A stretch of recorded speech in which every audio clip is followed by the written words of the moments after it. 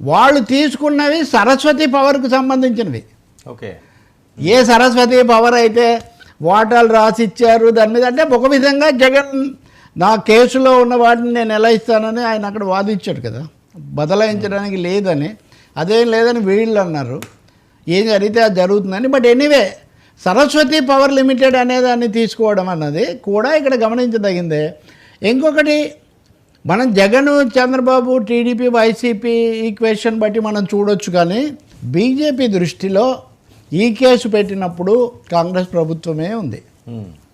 Okay. So ఈ case Congress ప్రభుత్వము, రాజశేఖర రెడ్డి ఇప్పుడు మాట్లాడితే రేవంత్ రెడ్డి కానీ లేదా తెలంగాణ కాంగ్రెస్ వాళ్ళు కూడా తరచూ రాజశేఖర రెడ్డి అనే మాట అంటుంటారు కదా, జగన్ అనకపోయినా కానీ, జగన్ పేరు విమర్శ చేసిన.